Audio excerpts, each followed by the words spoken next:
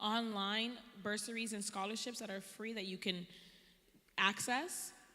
It also has a news article on the government giving more money and tuition giving more money into the tuition and education fund for students to go back to school.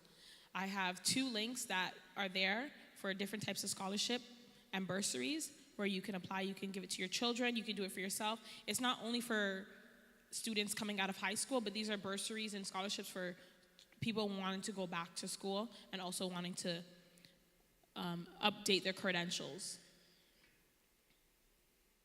And if you have any questions or concerns, you can reach me. That's my phone number. You can send me a text and say you want to know more or talk more about whether it's education or how you can get more income into your household through other jobs and resources. Or if you're looking to work with schools, I work with TDSB. That's the Toronto District School Board. I've made a lot of connections with a lot of the principals, and I know they're looking for people with support. So if that's something that you're interested in doing and picking up a part-time job, just send me a text. And that's it for today. Thank you.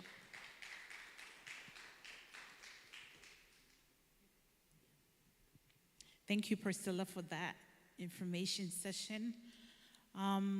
At this point, we have our second. Actually, Priscilla, come back. Did you guys have any questions for her? If you have any questions, then yeah, she can answer those questions. Yeah.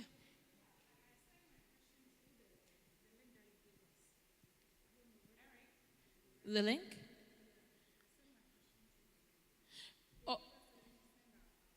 Oh, you sent you a link. Oh, okay.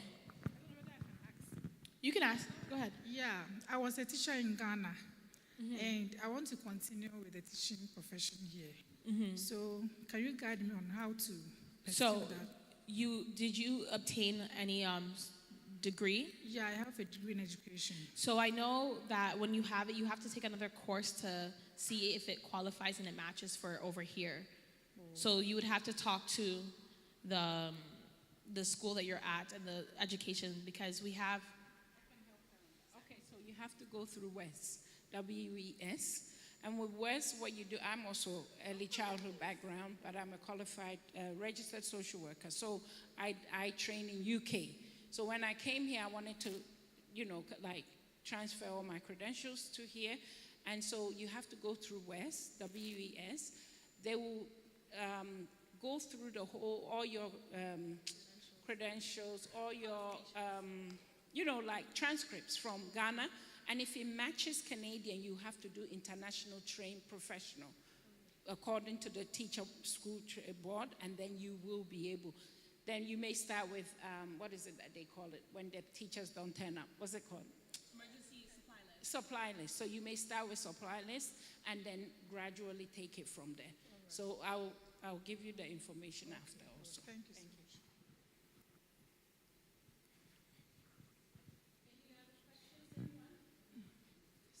And as you're doing that, if you have any schools in the community, it's good to volunteer in the schools and make connections. That way, when you get through that,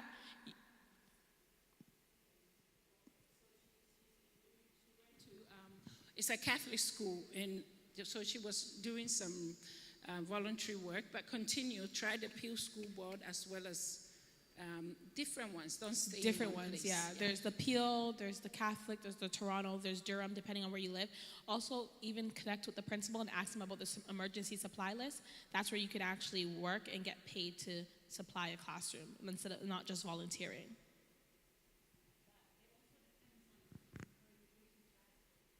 For the emergency supply list, no. Yeah. So when you're a volunteer at any school or you're doing the emergency supply list, all you need is to make sure that your credentials, the emergency vulnerable sector check is cleared, and that you have a social number and that you can work. As long as you have a social card number and you're clear to work, yeah, the SIN card number, you can work.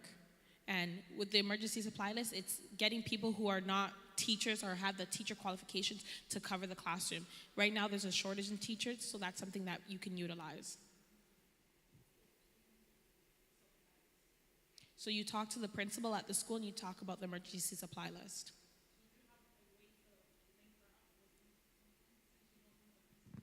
Wouldn't it depend? It would depend on the school and the Yes, area. the So school in the area, because I'm from the west, north, like Jane.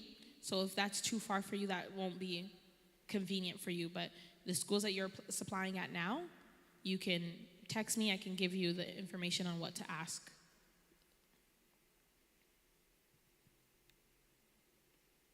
Is that everything? questions? All right. Thank you.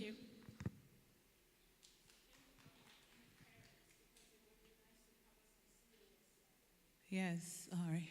All right, thanks so much, Priscilla, for that. Right now, we have Philomena, and she will be talking about finances and financial assistance. And please do, introduce yourself so they know who you are. Okay. Hi, everybody. Good afternoon. So, as my lovely presentator said, my name is Philomena Atakora. I'm probably not saying it the Ghanaian way. Sorry, but I'm a Canadian, so I'm going to say it the English way. But if you want to go to the next slide, the next one. So, I am actually a mother of 3. I have 2 boys and 1 girl, Zayn, Zuri, and Zerai, but I call him Baby Last. And the reason why I actually got into the finance space is actually because of the last one. So really quickly, my background is in medical office admin. So I'm normally a receptionist either for a doctor's office or physiotherapy, and that's basically where it's too early, go back, okay. So with him, I found out I was pregnant at 5 months. So in finding out I was pregnant at 5 months, I knew I'm gonna be on maternity leave. Maternity leave is not enough money, and I was working somewhere in Bolton, so I had a really good boss. He paid great, but in 2021, I left from my mom's house and all that stuff. So in my head, I'm thinking, okay, I'm gonna be short on my bills. Bills don't have feelings. They expect a payment every month. I have to figure out my finances really quickly. So that led me to reach out to a financial advisor. And I showed her my numbers. I said, hey, this is what it looks like. What can you do for me? And she gave me 3 options. She told me I could either go back to work, cut my mat leave short, go back to work. I could either not see her again, do nothing about my finances, not see her again, or I can at least try the part-time opportunity and see if it works for me or not. So in November of 2022, my parents were getting ready to go back to Ghana. And because I'm the oldest, I take care of everything, the bills, the bank statements, the booking the ticket, all the COVID stuff. And my dad, if you want to go to the next slide, my dad had actually suffered a stroke November 1st. So all it took was 20 days. If he was in Ghana and he had the stroke, I wouldn't have my dad today. But thankfully enough, learning about money helped me to take care of my parents. And Ghanaians, we have a tendency of, if somebody's going through some type of sickness in private, they don't want to talk about it. But for me, I took it as an opportunity that, hey, I don't know how many people out there that has a stroke. Let me make sure that I'm able to be that voice for the community. That way they feel comfortable reaching out to me. So I've been doing this for about 2 years. My dad is fine. I was able to catch the stroke, and him holding Baby Last was a testament for him to know one day I will hold my grandchild, and he can. So he's at home with the kids whenever. But yeah, that's one of the reasons why I started doing financial literacy. So if you want to jump into the next slide, I was aware that I can't cover everything. So the 3 things that are most important, if we can go back, would be the birthday cake. I'm also going to talk to you guys about one-stop shop, and then last but not least, an F&A, which is a financial needs analysis. So with the birthday cake, if you want to jump to the next slide, this is going to require a lot of interaction. So I'm going to ask you guys a question, and I want you guys to answer me back, okay? So let's pretend I'm a genie, and I come to each and every one of you, and I said, I've promised you land. Now, in you having this land, you have the contractor, you have a plumber, and architect. They're building your dream home, but they're not communicating. Would you guys feel safe living in that house? No, right? So I want you guys to almost picture that for yourself. A lot of the times you have 700 people looking at your bills, your finances, your debt, but nobody's communicating to you about what are your goals, what are your aspirations, what do you want to do in the next 10, 20 years. Some of us may also have children. Nobody's thinking about what's going to happen for the people behind me. So a lot of the times people take for granted protection, right? When I was learning about finances, the first person I went to was my dad. I said, oh, Daddy, look, I'm learning about money. I'm learning about this. I'm learning about insurance. Oh, the government, everything is a scam. It's a scam. But trust and believe, I'm the one that I'm still taking care of everything with my 3 kids. My brother is only 27. He works 2 jobs to pay for the mortgage. My last brother has to make sure that if my mom needs to go to work, he's taking her to work. So I want you guys to kind of understand that life isn't almost, we're not the author in terms of what our expectations can look like. We can't predict the future. But I want you guys to at least leave here today understanding I want you to be proactive rather than reactive. So if you guys have the health and the opportunity to take heed and those things, make sure. Otherwise, don't do stuff when it's too late, because that's usually when it gets hard. So protection is very, very important, because if you don't protect yourself, how can you protect your debt? Again, the creditors don't have feelings. They don't care that you're sick. They don't care that that family member has died, right? Emergency fund, if you're depending on credit card, there's interest on credit card payments. You pay more if you're not able to pay it back. And last but not least, investments. A lot of the times people will come to me, oh, Philly, I want to talk to you about investments. I want to talk to you about investments. And investments is actually the most attractive word. Everybody cares about investments. But again, if your foundation is not set in stone, everything will come crumbling down, okay? So before I jump to the next slide, if you guys want to take a picture, you can. And once all pictures are done, I'll move on to the next slide. If we could just go back, okay. You guys just let me know. You guys have the picture? Going once, going twice. Perfect. Now, in terms of being a one-stop shop, I usually like to say I am like Walmart. You can come to me for if you want, you could go to the next slide. So you'll notice that there's 3 umbrellas on the board. We have banking, investments, and insurance. So again, if I go back to that whole thing about what are your goals, what are your aspirations, what are some things you want to do for the next 10, 20 years, again, if you go to TD Bank, if you go to BMO is not going to talk to you and say, hey, you said this last week, let's speak more about that. They don't care. They're in the business to make sure that you're in debt at all times. If you go to an investment firm, they're not asking you, hey, what does your debt-income ratio look like? What does your cash flow look like? They don't care about that stuff, right? And again, when it comes to insurance, I'll give you an example. I met this one young lady, she's like 31. Her dad got her insurance, which was great. She also has insurance. But again, because I'm taking a holistic approach, she has about $60K worth of debt. And her insurance payout is only $25,000. Already to me, that lets me know your family will go have a GoFundMe because your insurance that you have is not enough, right? So a lot of the times I meet people, they are either overinsured or underinsured. But again, in terms of the finances, we have so many different systems and brokerages out there that don't pay attention to what you would like, the things that you want to be able to attain and achieve. So even with the financial plan, again, me 2 years ago, I was in this space where I didn't know what to do. I reached out to the advisor, she helped me out. And not only that, she was able to bless me with a business opportunity where I'm able to go out there and do the same. Next slide. Now I want you guys to take a moment to take this picture as well, because this is not something that's just catered to one person, it's actually catered to everybody. So for the first one, I always like to ask people what is their cash flow. Now, essentially, if I know what your cash flow is, that will let me know how quickly you can grow your savings, how long it's going to take for you to pay off your debt, and how long it will take for you to also invest into your future. So a lot of the times, people will come to me and say, oh, Philly, cash flow means the money that's coming in. Again, I want you guys to understand it's what's left over. So if all your bills are paid and done and you're left with $250, you can't really do much with $250. It will take you a long time to get to if you want to save 10,000 or you want to save to go to Ghana. If we do the math together, 250 times 12, you're going to finish your chop money by the time you get to Ghana. So that's usually number one. Number two is debt management. So again, we're in a society where everything is inflated and we have interest rates.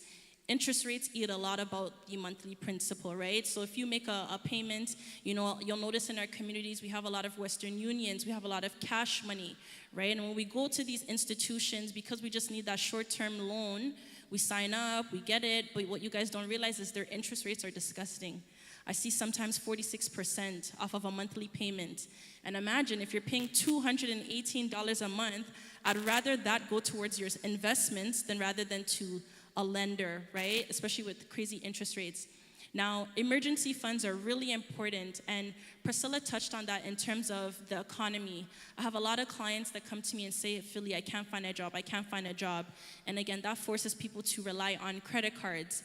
You'll notice people even finish their savings quickly because they didn't put enough money away. So before COVID, we used to tell people save 3 to 6 months. Now I actually take the extra step and tell people save 6 to 9 because I have a lot of people that are still unemployed after a year. Right? And again, the whole objective is to make sure that you're not relying off of a credit card, you're not relying off of line of credit to get by. You want to make sure that you have your means to do so. And fun fact, your emergency fund shouldn't be just a regular savings. Make sure they're 2 separate entities, okay? Now again, proper protection, it's so important. Not only is it beneficial for you, for your family, but it's also beneficial towards yourself. Like I shared with you guys, my dad had a critical illness, he survived a stroke. Insurance would have given him a payout of $50K, $75K, $100K, whatever, and that would have been able to help my mom pay for her mortgage. That would have been able to help us pay for the house. That would have been able to help us pay for the car. But again, just due to lack of education, he felt like, hey, I've met shady advisors. It's a scam, and that is essentially why I got into this space. So I want you guys to know, if you don't have insurance, please ask, because it's very beneficial. And even if it's not for you, it's for the legacy behind you. Now again, building wealth, very important. There's some people that they really like to save money under their bed. Big boo-boo, big mistake. Don't save money under your bed. You're actually losing value. So you want to make sure that while you're sleeping, while you finish your 8-hour shift and you're going to bed, you want to make sure that the money that you contribute is working for you behind the scenes. Because again, if life is expensive right now, who knows what life will look like in 10, 20 years? You want to make sure, again, you have the means to rely on different sources of income and not be 70, 80 years of age working at Walmart. That's not ideal. And last but not least, preserving wealth. So again, who loves working and getting mail from the government that you owe them back in taxes because you work too hard? That's usually very discouraging. So again, I will always come up with a strategy to make sure that we're able to reduce taxation, because again, the whole point is to make sure that when you work hard, I keep as much money as I can in your pockets. Next slide. So there you guys have it. That's my Instagram if you guys want to reach out to me. If you guys also want to contact me via text, I will say my number really quickly for you guys. I don't think I have a slide for my number, right? No, okay. So if you guys are going to take a picture of my Instagram, please feel free to do so. Otherwise, I will also give you guys a moment to get your contact ready, and I can just verbally tell you guys my phone number to reach me. So really quickly, you guys can reach me at 647. I'll start again. Just tell me when you guys are ready. So my number is 647-937-8458. So once more. Yeah, so 647-937-8458. That's my phone number that you guys can text me at. So I think I reached my 15 minutes. Do you guys have any questions for me?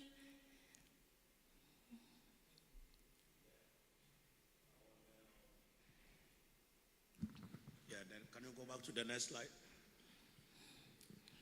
No, with the word preservation. Oh, yes. Preserving what? You talk of reducing taxes. How are you going to reduce taxes?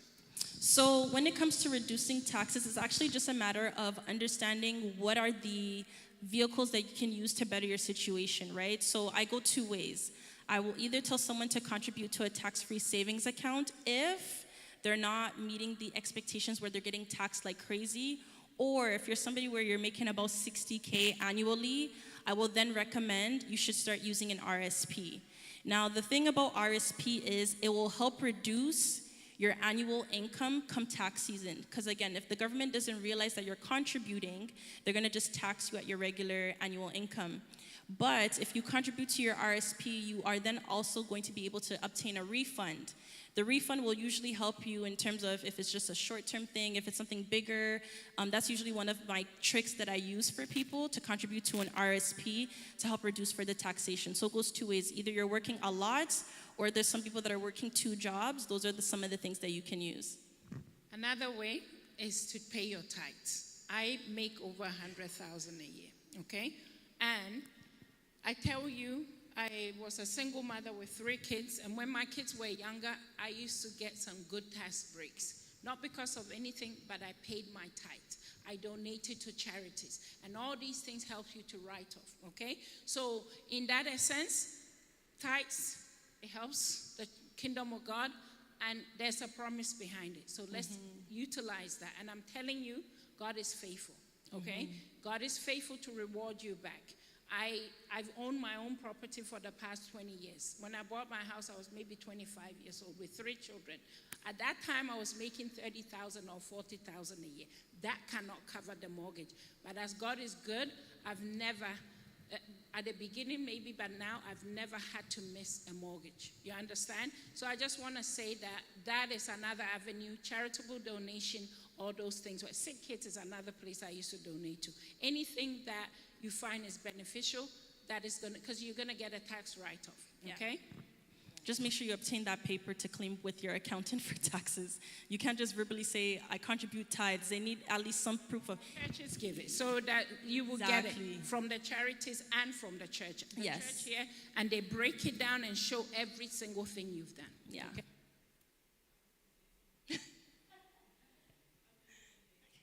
Any other questions before I pass on to our next facilitator? No? Thank you guys for your time. Oh, Junior brother has in the a back. question at the back. Hold on. How exactly do you make your money work for you?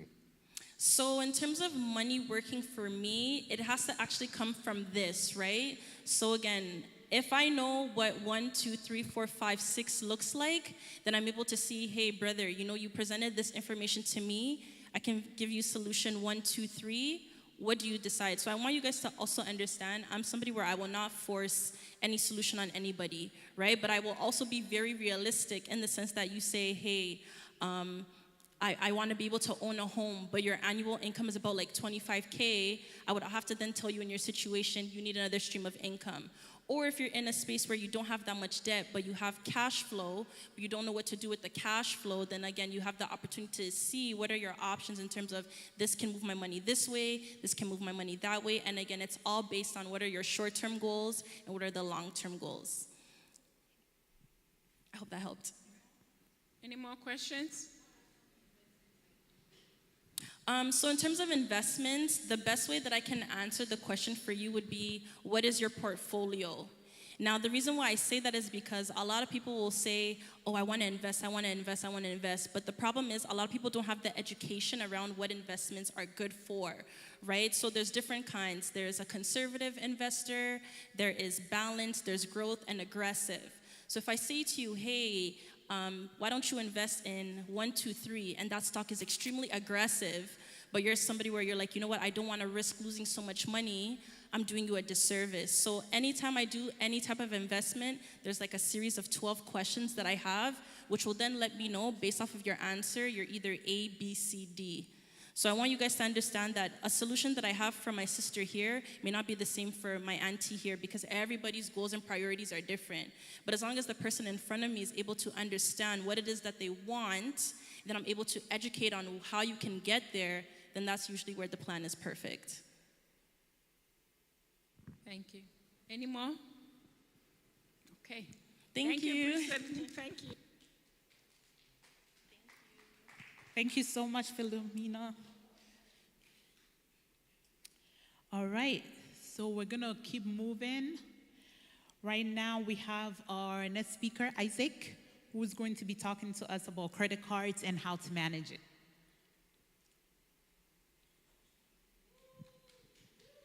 Thank you so much. We bless God for this information session. Thank you for the privilege to come and speak at this is something that's actually very important because I know for most of us here, coming to Canada for the first time is a bit nerve-wracking. So basically, my job is to help educate you about credit cards, the essentials for newcomers, as well as mistakes that you should avoid as a newcomer to Canada. Does that make sense? Okay, so a bit about myself. I've actually been in banking since 2013. No, 2014, I should say, actually. So it's about 10 years now that I've been in banking. I started off doing retail banking, which means that I was working at the branch, opening accounts, applying for credit cards, lines of credit, things of that nature. I used to work at the Canadian Imperial Bank of Commerce, known as CIBC, and now I'm working for Toronto Dominion Bank, also known as TD Canada Trust in Canada. I'm pretty sure you've seen that green bank that says TD on it, right? That is currently where I am right now. So I've gone from personal banking over to business banking. Now, business banking is probably not going to be relevant for you for your first time in Canada as of yet. So we're going to touch upon personal credit cards today just to keep it simple. Does that make sense? Okay, so I'm just going to give you a bit about credit card basics. It's probably not on the slide, but you can go to the next slide while I explain it anyway. So a credit card is a financial tool that allows you to borrow money to make purchases. You can spend up to your approved credit limit, which is the maximum amount you can borrow. So keep in mind what you spend, you will need to pay back. So have you ever seen a credit card before? It's that little plastic card that looks like a debit card, right? And it says Visa credit on it or something of that nature. Typically, people will go to the bank, they'll apply for one using the credit history. But if you're a newcomer, the nuances for you are a little bit different. You might not have a credit history at all. And so if you're gonna go into any bank to apply for a credit card, some of you might have to go and get what's called a newcomer's program at a certain bank. Certain banks have programs where somebody who's on a work permit may go for a certain program where they can qualify for $500, $1,000, $1,500. The programs are different at each and every bank. But make sure you always ask, I'm a newcomer to Canada, I'm on a work permit, or I'm on a permanent resident. What program can I use to get a brand new credit card to start, managing my credit? Does that make sense? Okay. It's also very, very important that you have all your information on you. I can't stress this enough. A lot of newcomers, when they come to Canada, they don't have proper ID. Whether it be a driver's license or their PR forms or stuff like that. When I used to work in retail, I had to help them out that we need to have this certain ID. The things that really matter are your work permit visa, that paper that they give you when you first come into Canada, or your PR card. If you don't have that on you, you can't give them proof that you're a newcomer to Canada. So just make sure that whenever you're heading to any retail branch, that you take those things with you. Does that make sense? Okay, let's go to the next slide. Okay, so understanding your credit score. Your credit score is probably the most important, most valuable thing or asset that you have. It goes from a range between a score of 300 to 900. 300 being extremely poor, which is the worst credit score you can get in Canada, and 900 being the best credit score that you can have. I've never seen anyone with a 900 credit score, never. But if you're a newcomer to Canada, chances are your credit score is 0. And that's normal because you don't have any history in Canada whatsoever. So things you can do to help you manage your credit score and improve your credit score over time is, number one, to actually get a credit card. If you don't have a credit card, you cannot use it to improve your credit score. Some people might have a 600 beacon score, which is bad, and some people might have a 720 beacon score, which is pretty good. But if you don't have that credit card, your credit score will always remain at 0, which means it'll be hard for you to get any sort of credit anywhere. Does that make sense? Common mistakes that people make: people don't know their credit score.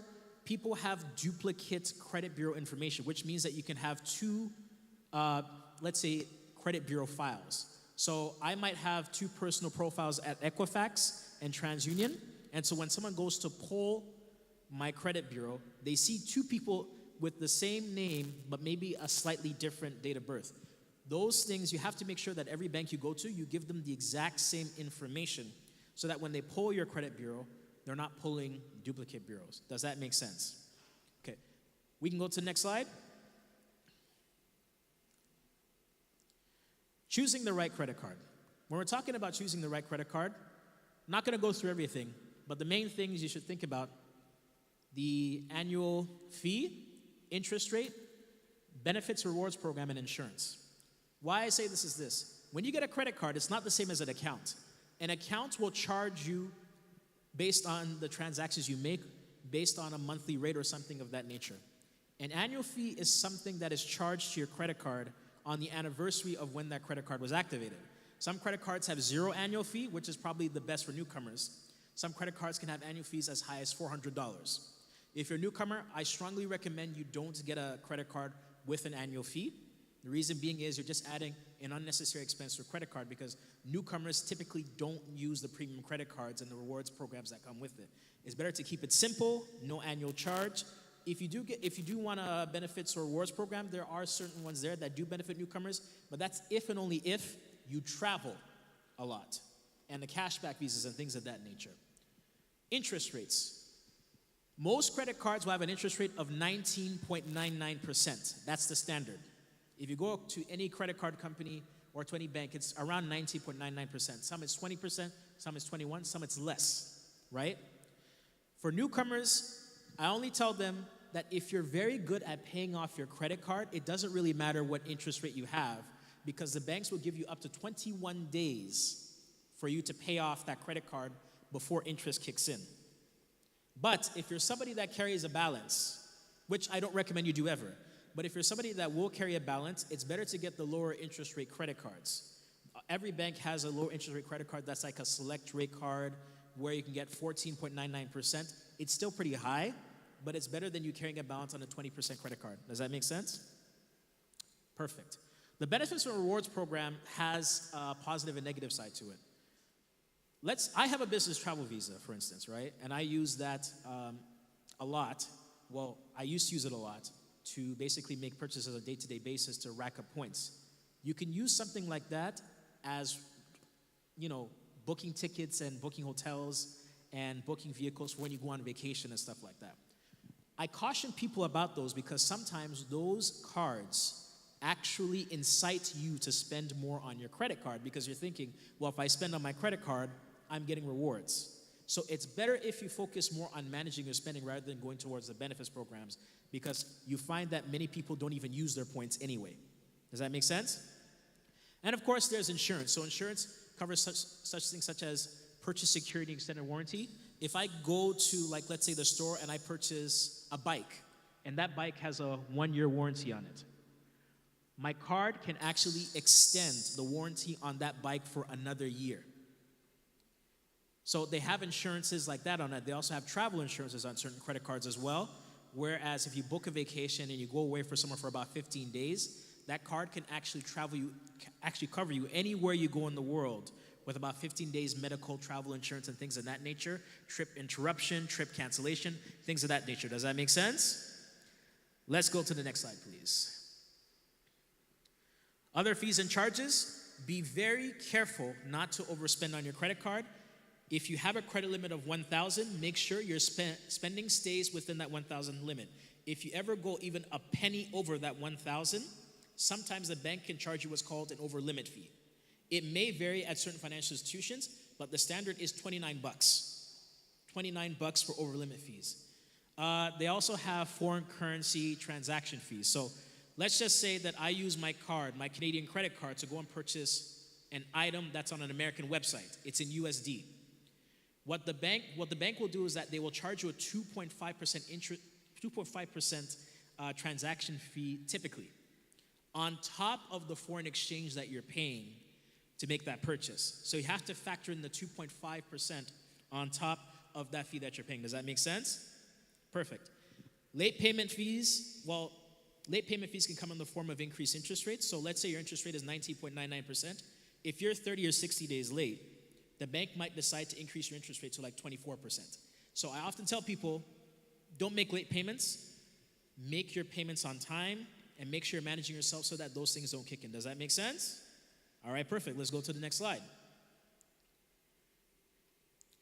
Building your credit history. I've got a slew of things on there that I'm probably going to have Eric pass on to everybody so that they can read it for themselves. But common mistakes. I'm going to talk about the stuff that's confusing so that we understand it. A common mistake that I often see people make is that when they get their credit cards, they tend to carry balances of 65% or more from statement to statement. That's actually a red flag for credit bureaus. It means that you're overutilizing your credit. You're never supposed to carry more than 65% of your credit limit on any credit facility, not just a credit card, lines of credits, things, or home equity lines of credits, things of that nature. Financial institutions, they report it to the credit bureau, and Equifax see it as a red flag, and it lowers your score. Having the same type of credit facility more than once. So let's say if I look at your credit bureau and I see 4 or 5 credit cards, that's also a red flag. Why? Because Equifax prefers if you have a diversity of credit facilities. So you have a credit card here, a line of credit here, a loan here, and a mortgage here. If everything is just credit cards, that too can also lower your score. So best to diversify the kind of credit that you have. This one is also going to be a very strange one. If you have credit and you don't use it, that's not a good thing. And here's the reason why. Let's just say that if you have a credit card that's a $10,000 credit card, you go to another institution and you want to apply for a line of credit. When they pull your credit bureau, they're going to see that there's no activity on that credit card whatsoever. Now, they won't count it towards your debt when they're doing that line of credit application, but they'll count it as potential exposure, meaning that you're exposed to that $10,000 and you haven't used it yet. So, there is a possibility that when you're getting that line of credit, you're also going to use that credit card at the same time. And so they're going to calculate that in to see if you'll be able to handle this credit with this credit that you have available over here. Because they don't see the performance on that credit card whatsoever. Because for all they know, you could be carrying balances of $1,500 to maybe $15,000 on that credit card. So to them, it's also a red flag because they can't judge to see if this person will be handling their credit responsibly. Does that make sense? And of course, the common ones would be making your payments on time, don't do any late payments, 30, 60-day payments, no defaults, no collections, things of that nature. Avoid them at all costs. I put some other stuff on there that I'll have Erica distribute to everybody after. Let's go to the next slide. Avoiding debt traps. Just remember this one line. Credit cards are not loans. You are not meant to use a credit card as you would a loan, which means that if I have a $10,000 credit card, I'm not going to put inside my head that I'm going to use all of the $10,000 and then pay it over a period of time. Why? Because that's very expensive. The high interest rates on a credit card, you will not be able to pay it back in time to avoid the excessive interest rate charges and penalties that come with it. It's meant so that you use it for emergencies or for smaller expenses that you know that you'll be able to pay back in the short term. Maybe when your next paycheck comes in or the next month. But never ever assume a credit card is a loan. It's not the same thing. Does that make sense? If you need a loan, get a loan from the bank or get a line of credit, but never ever use a credit card as if it's a loan. Does that make sense? Let's go to the next slide, please. Utilizing rewards programs, of course, we know that there's benefits to this. Rewards programs can come into a plethora of forms such as travel rewards. Some of you have heard of Aeroplan, which is very linked to Air Canada, right? I think the Air Canada program is very good because you can accumulate points very fast and you can link it onto an Aeroplan number where even if, let's say you have another Aeroplan program over here, you can collect points in 2 different places. And each bank also has their own travel program, which typically gives you the flexibility to fly on any airline and is in some ways superior to the Aeroplan in the sense that you can fly on WestJet and other sorts of flights and use it to book hotels, cars, and things of that nature. Does that make sense? But again, don't let rewards programs incite you to spend because they are a big temptation. Cashback is the preferred way because typically cashback, they give you straight cashback dollars, and cashback cards at institutions typically don't have an annual charge. Does that make sense? Okay. And of course, some rewards programs, some promotions that they offer can offer discounts, rebates for the first annual year, things of that nature, right? So if you go to the bank, ask them, what promotions do you have regarding the credit cards? Because they might even just waive the fee for you on a premium credit card, or they might just even give you discounts on balance transfer offers, things of that nature. Some of you have probably gotten emails where they offer you to transfer your balance from one institution to another. They'll give you 3.99% interest for about 12 months. If you get those offers, it's best if you take advantage of those offers because then you can lower the cost of borrowing for yourself and you don't have to pay as much interest. Does that make sense? Okay. Next slide, please. Setting payment reminders. I believe everyone here probably knows about online banking. Online banking has this feature where you can actually set reminders for yourself to pay your bills, including your credit card. I strongly recommend that everyone have an auto pay system where you're at least paying the minimum payment on the credit card, because it's very, very easy to forget to pay your credit card at certain times. Now, you also have an alert system where the bank can send you an email when the credit card is due, because sometimes banks are very tricky. They will send you the statement a day or two after the credit card is due. This has actually happened to me before. So you don't want to fall victim to that. And of course, set your auto transfers from your checking account themselves to pay off your credit cards if you can, or a set amount every single month. That way you have a consistent system where you don't have to go in and manually pay the credit card all the time, and you actually don't have to even remember it. It'll do it for you. Does that make sense? All right, perfect. Next slide, please. So conclusions and key takeaways. Looking at all that, that's all well and good, but key takeaways for anyone who's a newcomer: make it simple for yourself. When you get that credit card, your mindset should be that I'm going to manage my credit responsibly to build my credit score. Also, make sure that you have like an app. Most institutions have it. Most banks have it, where you have the means of checking your credit score from time to time. Make sure you check your credit score periodically. It doesn't hurt your score because you're not applying for credit. You're just looking to check your credit score. For me, the golden rule is a credit score of 720. The reason why I say 720 is this. I'm a business banker. When you come to the bank and you ask me to do a business credit card application, the first question I'll ask you is, what is your credit score? If your credit score is 650 or below, automatically you'll get declined. So that's the secret I'm giving you. If your credit score is 650 or below, automatically it's a no. 720 and above is key, because at least at that point, the credit analyst will say, okay, this person looks like they're responsible with their credit, because that's a good credit score. Does that make sense? They won't give you any grief if you have a 720 score or above. So make sure that you get that 720 score, because then most institutions won't bother too much about your credit score if you have that. Does that make sense? Also, make sure that you're not using more than one credit facility at a time. I often recommend that if you have 2 credit cards, one is just a backup, the other one is for regular use. And if you have the primary card and it's still working well for you, don't touch your backup card at all. It's there in case of emergency, like let's say you lose your primary credit card and you need to use a credit card immediately. That's what your backup credit card there is for. And remember, at the end of the day, cash is better than credit. If you have cash on you, just use it. It doesn't hurt. We're talking about building wealth here. You don't want to get into too much debt, because the moment you get into that debt trap with credit cards, it's very hard to catch up, especially in Canada, because Canada is a debt-based economy. They will find certain ways of increasing the credit limit on your credit card, on your line of credit, and before you know it, it's a human habit. You're going to